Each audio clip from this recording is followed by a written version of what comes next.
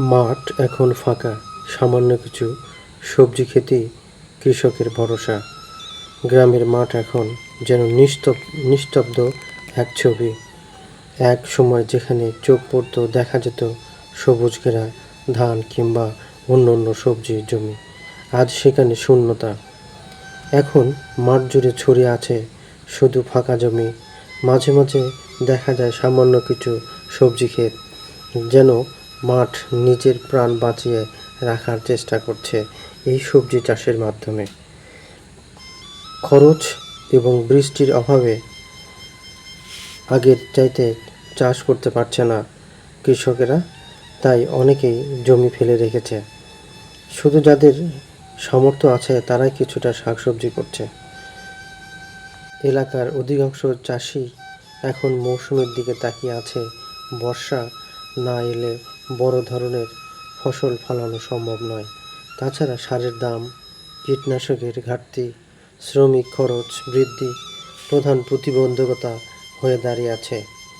তবে মাঠের কোনায় কোনায় যে সামান্য সবজি ক্ষেত দেখা যায়, তা এখন আশার আলো হয়ে আছে গ্রামের মানুষের জন্য। শাক সবজি, ঢেঁড়স প্রভৃতি সবজি চাষ করে অনেকে নিজের পরিবারের চাহিদা মেটাচ্ছে, কেউ কেউ বাজারেও বিক্রি করছেন। এই অবস্থায় চাষাবাদে উৎসাহ দিতে আমাদেরকে এগিয়ে আসতে হবে। স্বল্প মূল্যে কৃষি উপকরণ, পানি সরবরাহের নিশ্চিত ব্যবস্থা, নইলে মাঠগুলো দীর্ঘদিন ফাঁকাই থেকে যাবে, অচাষযোগ্য হয়ে পড়বে।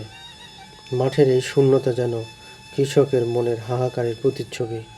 তবে সামান্য কিছু সবজি ক্ষেত এখনও দেখা দিচ্ছে, আশা হারানো যাবে না। পরিশ্রমের মাঝে আবারও মাঠ ভরে উঠবে সবুজে ভরা, যদি সবাই পাশে দাঁড়ায়, সবাই পাশে থাকে ইনশাআল্লাহ। তবে অর্থনৈতিক সংকট, আবহাওয়ার বৈরিতা এবং কৃষি উপকরণের উচ্চ মূল্যের কারণে কৃষকদের অধিকাংশই বড় পরিসরে চাষাবাদ থেকে পিছিয়ে গেছেন। তবুও কিছু দৃঢ়প্রতিজ্ঞ কৃষক এখনও অল্প জমিতে কিছু কিছু সবজি চাষ চালিয়ে যাচ্ছেন। চাষ হচ্ছে ঢেঁড়স, শিম, কুমড়া, লাউ জাতীয় সবজি। এইসব সবজি একদিকে যেমন মানুষের তুলনামূলকভাবে সহজ, তেমনি বাজারে বিক্রি করে তাৎক্ষণিক কিছু অর্থ আয় করা যায়। বড় করে কিছু করার সাহস পায় না এই সমস্ত কৃষক এখন, কারণ তাদের হাতে টাকা নেই। যেটুকু পারে তা দিয়ে সবজি লাগিয়ে দিচ্ছে।